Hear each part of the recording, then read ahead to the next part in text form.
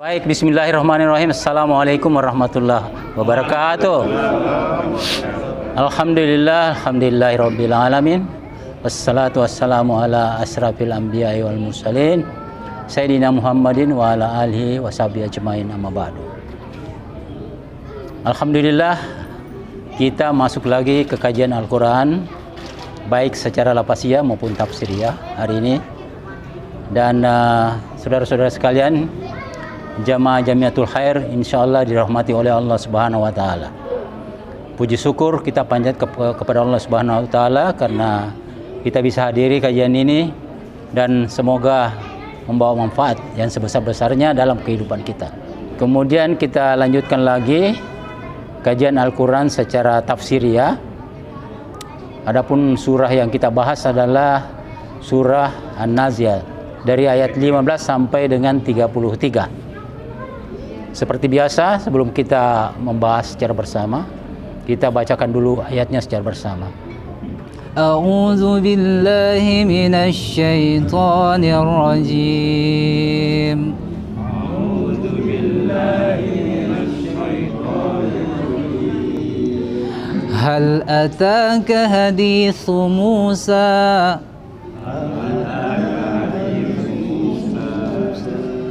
إذ ناداه ربه بالوادي المقدس طوى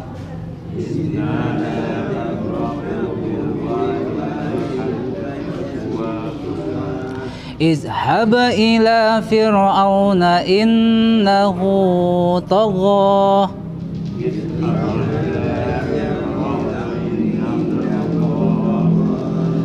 فقل هل لك إلى أن تزكى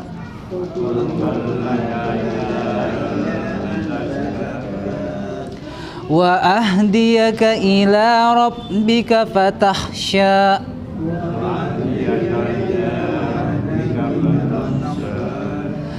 فأراه الآية الكبرى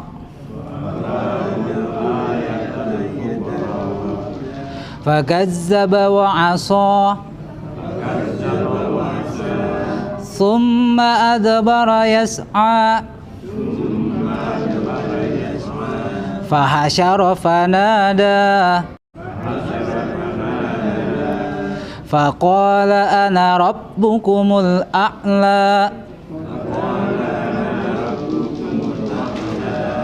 فأخذه الله نكال الآخرة والأولى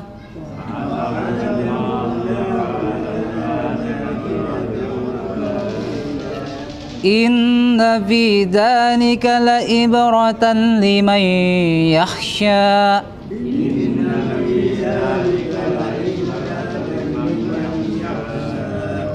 أأنتم أشد خلقا أم السماء بناها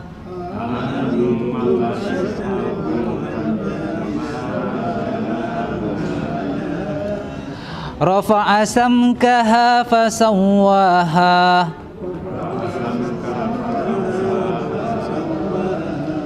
وأغطش ليلها وأخرج ضحاها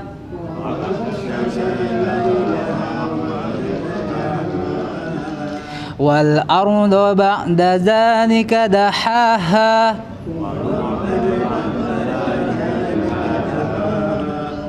أخرج منها ماءها ومرعاها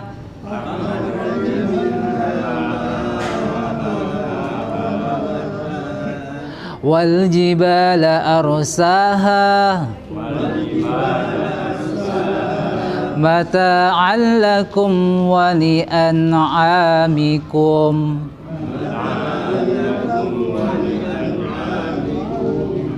Sadaqallahul azim. Saya berharap teman-teman bisa memberi tafsir sesuai dengan pengalaman dan bacaan-bacaannya dari surah yang kita bahas. Bismillahirrahmanirrahim. Assalamualaikum warahmatullahi wabarakatuh. Nahmadu wa nusallim ala rasulil karim, amma ba'd. Jemaah mulia, kenapa Nabi Musa paling banyak disebut dalam Al-Quran? Saya pernah dengar penjelasan ulama bahwa setelah Allah memberitakan kepadanya bahwa akan ada Nabi akhir zaman nanti, kemuliaannya dan kemuliaan umatnya melebihi nabi-nabi sebelumnya, maka Nabi Musa meminta, bagaimana kalau saya yang jadi Nabi akhir zaman? Maka Allah katakan kepadanya, sudah ada nabinya, kalau begitu umatnya saja. Karena juga dia dengar juga berita daripada kemuliaan daripada umat Nabi Sallam. Juga sudah ada umatnya yang disiapkan. Kalau begitu ya Allah, ceritakan kisahku dengan umatku di dalam kitab yang diturunkan kepada mereka. Maka banyak sekali itu kisah Nabi Musa diceritakan dalam Al-Quran. Antara lain contohnya surah Al-Kahfi. Itu kan tentang pemuda Pak, yang menyelamatkan imannya daripada kejaran raja supaya dia mau dibunuh kalau dia tidak murtad.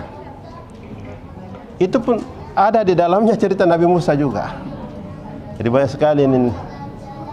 Itu yang saya dengar dari ulama yang jelaskan. Kemudian yang paling akhir ini Pak, yang wal zibalah arsaha. Ya. Allah gunung-gunung dan gunung-gunung dia pancangkan. Di pancang pakai begini Pak. Pancang, pasak bumi. Itu juga jelaskan ulama bahwa Allah Ta'ala waktu ciptakan bumi ini diletakkan di atas air, dia goyang, tidak tenang. Kemudian Allah pancangkan gunung-gunung, maka jadilah dia tenang. Jadi gunung itu dia nomor 2 ciptakan daripada bumi, dipasak bumi. Jadi kalau sudah banyak gunung dihancurkan, ya tunggu saja ini bumi goyang terus Pak. Kemudian malaikat kagum ini, kagum penciptaan daripada kekuatan gunung. Maka malaikat bertanya kepada Allah Ta'ala, wahai Allah, masih adakah makhluk yang lebih kuat daripada gunung? Maka Allah katakan masih ada. Maka diletakkan besi pada gunung, maka gunung itu hancur.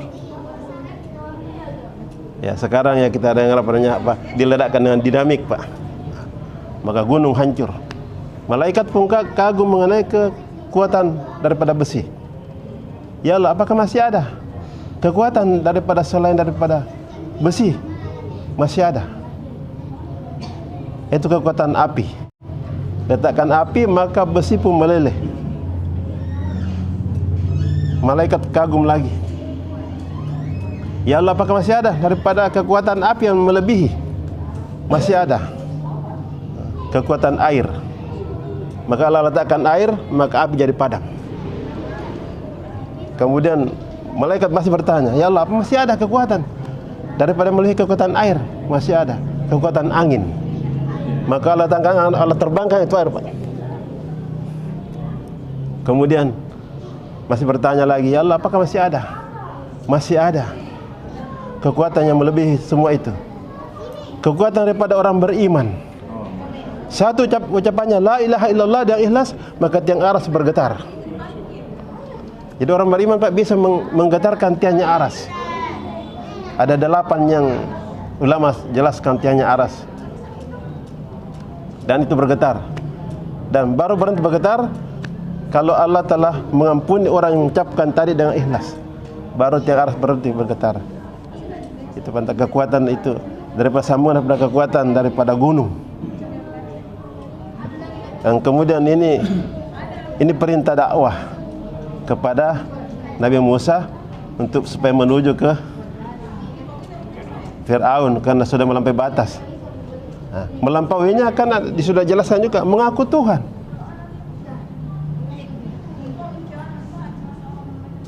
Iblis Pak dalam surga satu kali melanggar,